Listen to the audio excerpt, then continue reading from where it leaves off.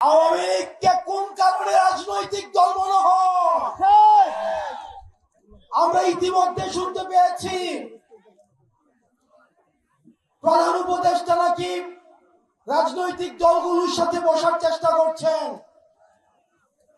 তাদের সাথে আলোচনা করে তাদের সাথে ঐক্যমত্যে পৌঁছিয়ে তারপর নাকি সিদ্ধান্ত নিবে।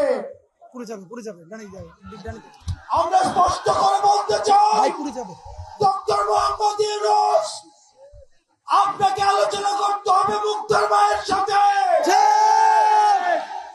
আপনাকে আলোচনা করতে হবে স্নিগ্ধর মায়ের সাথে, আপনাকে আলোচনা করতে হবে ওয়াসিমের মায়ের সাথে, আপনাকে আলোচনা করতে হবে আবু সাইদের বাবার সাথে, আপনাকে আলোচনা করতে হবে যাকে রাজনৈতিক কারণে উঠিয়ে নিয়ে গিয়েছে ইলিয়াসের স্ত্রীর সাথে। ডক্টর মোহাম্মদ ইউনূস, আওয়ামী লীগ কোনোভাবে রাজনৈতিক দল না হয়। 1974 সালে আওয়ামী লীগ নামক রাজনৈতিক দলটা বাকশাল কায়েম করে এই দেশে গণতন্ত্রের পরিবর্তে মাফিয়াতন্ত্র চালু করেছিল। সারা দেশে সন্ত্রাস কায়েম করে জাসদের 30,000 নেতা কর্মীকে হত্যা করা হয়েছিল।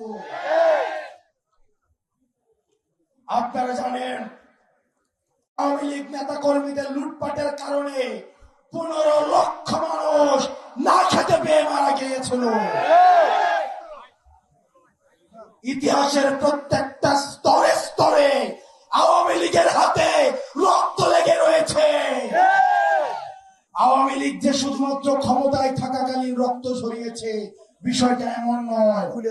আপনারা দেখেছেন 2006 সালে লগি বইটা দিয়ে লাঠি দিয়ে লগি দিয়ে পিটিয়ে মানুষকে হত্যা করেছে। সর্বপ্রথম আপনারা জানেন 2009 সালে বাংলাদেশের ফার্স্ট লাইন অফ ডিফেন্স ভারতীয় আগ্রাসনবাদের সহায়তায় আওয়ামী লীগ হচ্ছে ভারতীয় এক্সটেনশনের একটা ইমপ্ল্যান্ট, একটা দল। ভারতীয়দের সহায়তায় আমাদের দেশপ্রেমিক বিডিআর সৈন্যদেরকে পিলখানাতে নৃশংসভাবে হত্যা করেছে। আওয়ামী লীগের অপরাধের ফিরিস্তি যদি দিতে যাই, ইতিমধ্যে আওয়ামী লীগের অপরাধের ফিরিস্তি অনেক দেওয়া হয়েছে।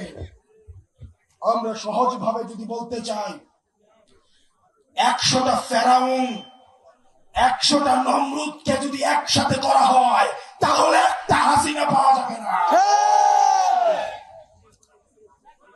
আমরা স্পষ্ট ভাষায় বলতে চাই, এদেশের রাজনীতিবিদ যারা রয়েছেন, ফেসিবাদ বিরোধী রাজনীতিবিদ যারা রয়েছেন, আপনাদের প্রতি আমাদের সম্মান রয়েছে, শ্রদ্ধা রয়েছে।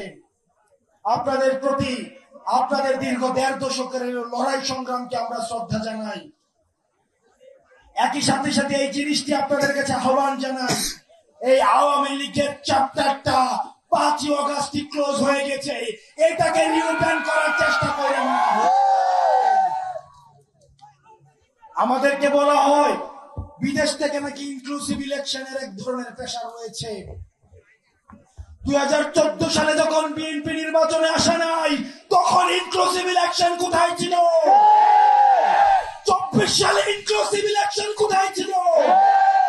মিডনাইট ইলেকশনের সময় ইনক্লুসিভ ইলেকশন কোথায় ছিল? বাংলাদেশের রাজনীতি এই ভূখণ্ডের মধ্য থেকে নির্ধারিত হবে, বিদেশের প্রেসক্রিপশনে বাংলাদেশের রাজনীতি নির্ধারিত হবে না।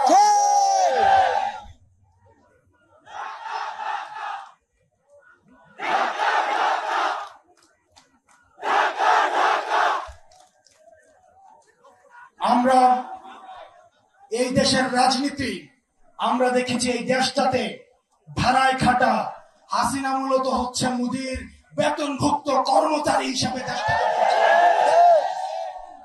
আমরা দেশের হিস্সা এই জনগণের কাছে তুলে দিতে চাই।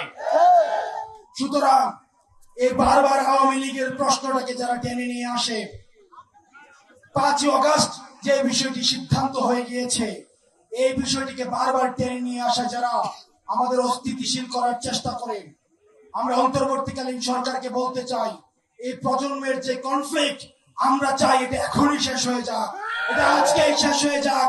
এই আওয়ামী লীগ নামক ভাইরাস নিয়ে এই বাংলাদেশ আমরা একদিনও থাকতে চাই না।